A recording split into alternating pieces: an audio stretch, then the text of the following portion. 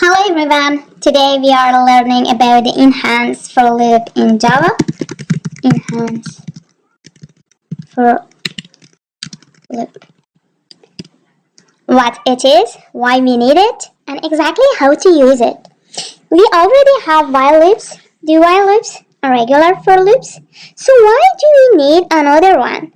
Let's look at how we normally traverse an array using a regular for loop. But before that, let me just comment our previous code.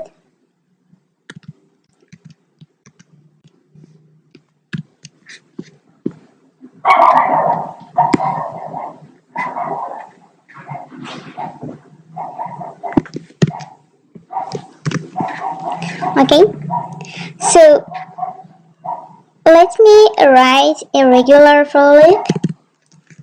Let me first write an array, int data type, then square brackets, then the name of the array, now then assignment operator, the values or the elements, 40 and 50, close and semicolon. Okay, don't like and mistakenly I have written dot.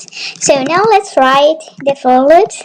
We know for loops first we write the keyword for then parentheses, then curly braces. Inside the for loop, inside the parentheses we write our condition. First we write our variable, or we first initialize our variable data type first, then the name of the variable, for example y equal 0 semicolon.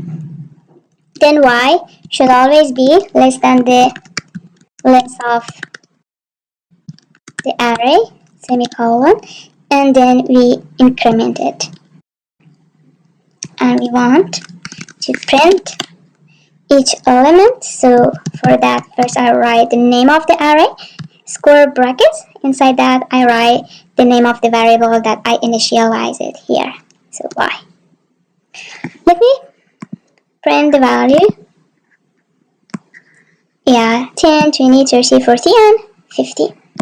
So this works perfectly fine, right? But look at what we need to manage. We need to initialize y equal to 0, and then we need to check that y should be less than the length of the array for each iteration, and we need to increment the value of variable for every iteration, and we need to use index to access each element, right? That is a lot of things to manage just to go through all the values of an array. And honestly, most of the time we do not even need the index. We just want to go through each value one by one.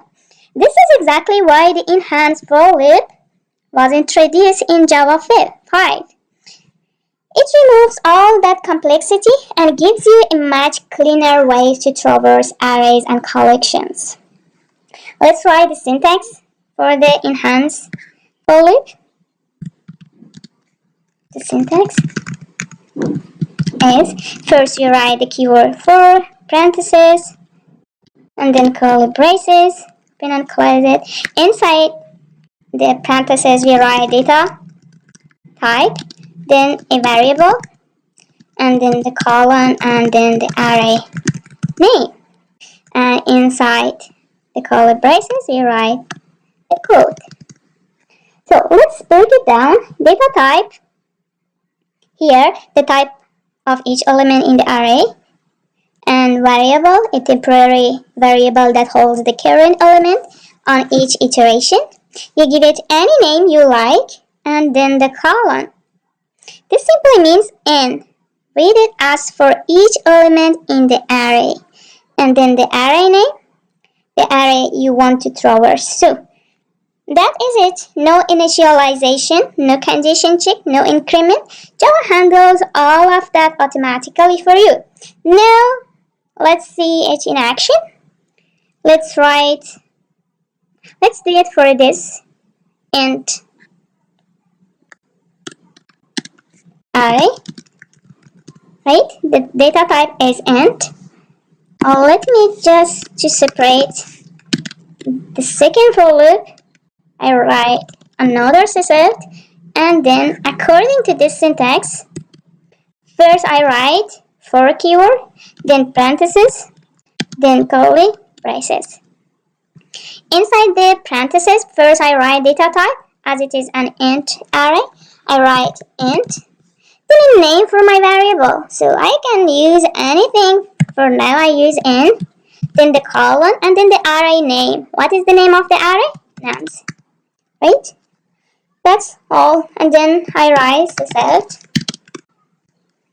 print the value of n. Let me run the program. Yeah, you have the same outcome. Java automatically go through each element one by one, no index needed. Let me go for example number 2, which be a string array. So to write or create an array, first we write the data type string, then square brackets, then the name of array. I choose array names, then operator assignment, then curly braces, and semicolon. Inside the curly braces, we write the elements as it is an string array. Each element should be inside double quotes. So Ali, for example, comma, Sarah, comma, John, comma, Mia. So now let's write the enhance for loop. What was the syntax? First we write the for keyword, parentheses, and curly braces, right? Inside the parentheses we write data type. What is the data type of the array? String. Variable. It can be anything. For example, I choose name. Then colon, and then the array's name, which is names, and then I write the code. Please print for me name. Okay, let me run the program. Yay! We have Ali, Sarah, John, and Mia. So let's go for another example. Example number 3 with an array of objects. Is that one familiar for you? If yes, let me just cut this part and uncomment the code that we had in our previous lesson,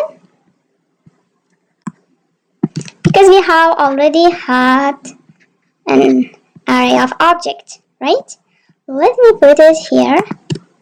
We already have an array of objects, which its name is students. Let me just write the enhanced for it, because we already have a regular for loop, which there is a variable, we initialize it, then the condition. Now let's just go for the enhance for loop.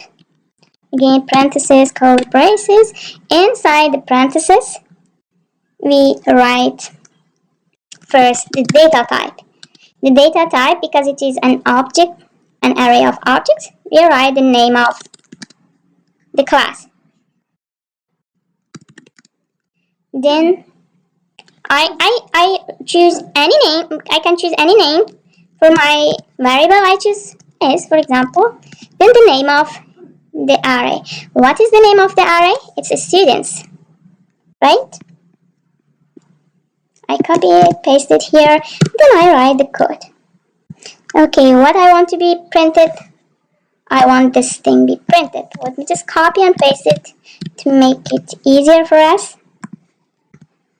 Just remember, here we don't need this thing. And instead of student and with the index, I can just write the name of the variable that I defined here, S.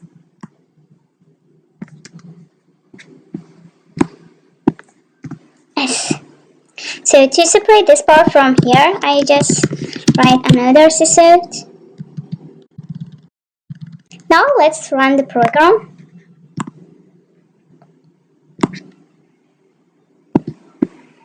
Yay! We have similar outcomes for both for loops that we have. So in all three examples, for the enhanced for loop, everything worked automatically. Clean, simple, and easy to read, right? Like here. Clean, simple, and easy to read. And that is the enhanced for loop in Java. If you enjoyed this video, make sure to like and subscribe the channel so you never miss a video. See you in the next one.